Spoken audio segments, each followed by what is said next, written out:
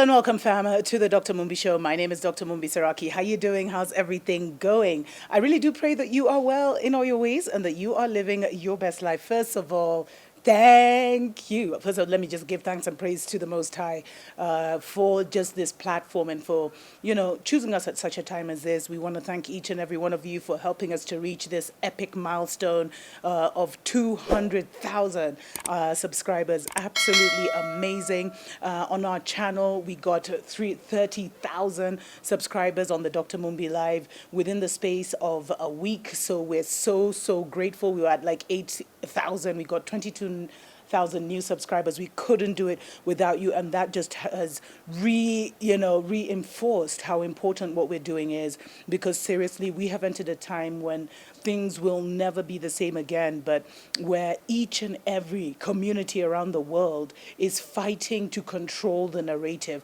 I also keep telling you there's a secret society war going on between the globalists and the nationalists, and that's why you're seeing all these reactions. So we have to learn to always look deeper at what is going on. But thank you, fam, for helping us to reach these important milestones. And moving forward, we're probably going to have more secret society wars, international news on the Dr. Mumbi Live channel. And then Dr. Mumbi Show will go back to being everything about Africa and the Wake Up Africa movement.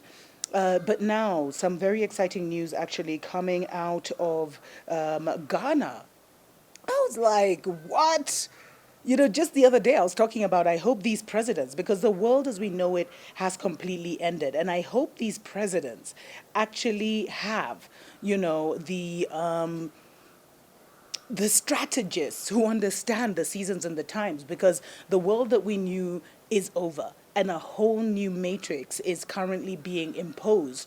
And it's just like we're at the bottom of the barrel. Even the African presidents who think they're up there with their, former colonial masters, they're also at the bottom of the barrel. So it's very important for them to see how they'll wedge their way out of this, because I will be doing a prophetic update on how war is coming. But I was really impressed by Akufo-Addo, because he has lifted the partial lockdown that Ghana was in, becoming the very first African country and the first African president to do so. And he's showing that they have analyzed the narrative. They have chosen to now create their own narrative, their own response, instead of following the West blindly. And I pray that other Africans will, other African nations will follow suit. Although he did get a lot of criticism where people were saying he lifted the ban too soon. And that shows you how everyone is on this global Kool-Aid of what COVID-19 even is. And the fact that a lot of our people, the bougie people, the leaders, actually tune into CNN and BBC, it's sickening how many calls I get. Oh, this is happening. Oh, these many people died. And it's just like, it's all a game. And you're just trusting mainstream media who are driving their own narrative. And it would have been so amazing if African scientists would have studied and found out, was this a bioweapon? Is this happening due to radiation? Is this just a flu that everyone is exaggerating, instead of just following the Western narrative blindly? But what Ghana has done, Ghanaian President Nana Akufo-Addo, what? Shout out. He announced the end of the country's partial lockdown, and he said the nation is not letting its guard down on the pandemic, but which means that public gatherings will still be banned, schools would remain closed, and social distancing measures would still continue. But the borders would also be closed for another 2 weeks, and then they would reopen. And he said, a careful balance of many factors led to the lifting of the lockdown. He was basically addressing the executive committee of the Ghanaian Medical Association, where he explained the rationale for reopening. And he quoted the fact that, a lot of people, especially the bougie middle class, were so quick to lock themselves in and lock themselves down, and then they're now pressing the African governments to keep them locked in and locked down, and many of them won't have a job tomorrow. I mean, a lot of people have even talked about how Africa is now going into a recession. So it is not ideal for any African country to be shut down, and a lot of these brotherhood presidents that have followed this course of action are really risking it. And don't forget, Ghana, I think they have elections this year. Please, my Ghanaian family, just confirm. I think they have elections this year. So Akufo-Addo can't allow the economy to crash when he has in an election season. Is that why we've seen him take such a bold, anti-New World Order move?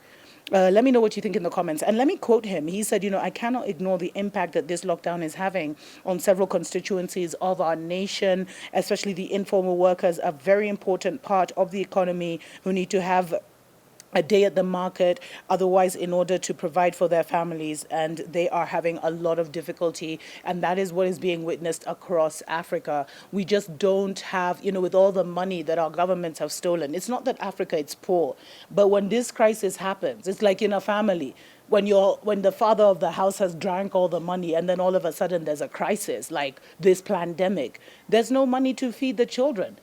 And that's kind of where Africa finds itself because we've allowed these leaders to steal from us for so long. We are literally sitting ducks to the Western New World Order agenda. And war is coming in the West.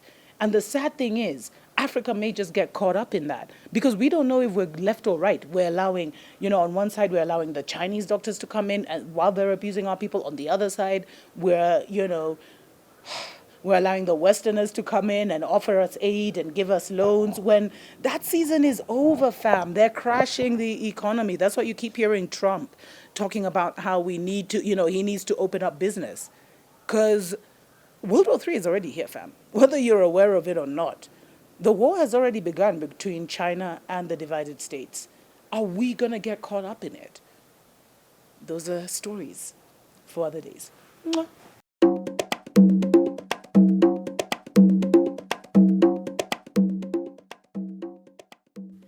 The enhancement of our capacity to test, the expansion in the numbers of our treatment and isolation centers, our better understanding of the dynamism of the virus, the ramping up of our domestic capacity to produce our own personal protective equipment, sanitizers and medicine, the modest successes chalked in containing the spread of the virus in Accra and Kumasi, and the severe impact on the poor and vulnerable.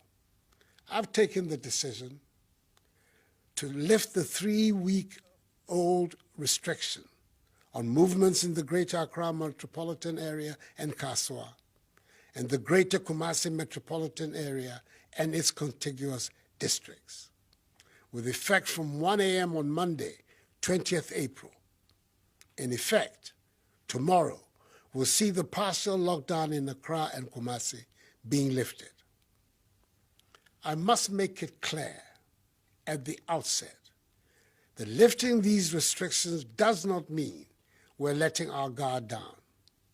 All other measures are still firmly in place. For the avoidance of doubt, the earlier measures announced on Wednesday, 15th March, which have been extended, are still very much in force and have not been relaxed. I'm demanding even greater adherence to these measures.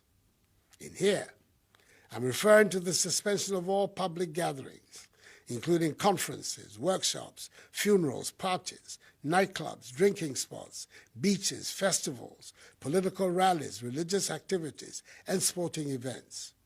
All educational facilities, private and public, are to remain closed.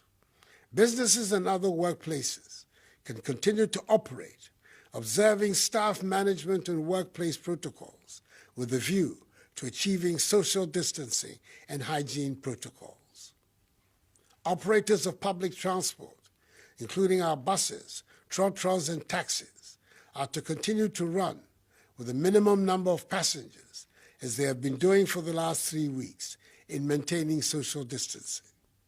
They must also continue to ensure the maintenance of enhanced hygienic conditions in all vehicles and terminals by providing, amongst others, hand sanitizers, running water, and soap for washing of hands. Domestic airlines are required to adhere to the same protocols. The Ministry of Local Government and Rural Development, together with metropolitan, municipal, and district assemblies, will continue to implement measures to enhance conditions of hygiene in markets across the country and expand the policy of alternate days for alternative products to improve social distancing in all markets.